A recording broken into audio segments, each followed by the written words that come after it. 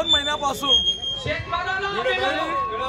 केळीला हा 300 रुपये किलो भाव होता।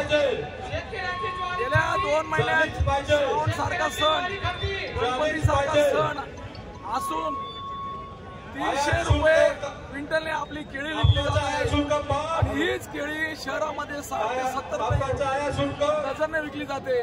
मग ही मधली तफावत कोण खातं हे आम्हालाही कळतंय, शेतकऱ्यांनाही कळतंय। याच्यासाठी हा 2 महिन्यापासून आम्ही सर्व शेतकरी संघटना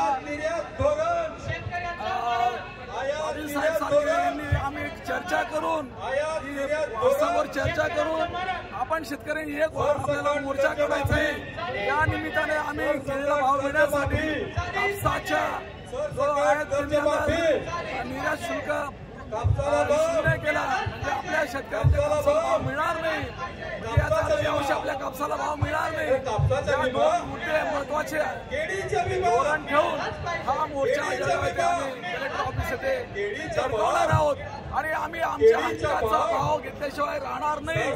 हा मोर्चा म्हणजे आजच्या पुरता मोर्चा नाही आहे। आम्ही दर 15 दिवसांनी कलेक्टर असो, तहसीलदार असो, गावात आमदार आहे, आम्ही त्यांना जाब विचारल्याशिवाय राहणार नाही। आम्हाला आमच्या कष्टाच्या कामाचा आम्हाला मोबदला पाहिजे, त्याच्याशिवाय आम्ही शांत बसणार नाही।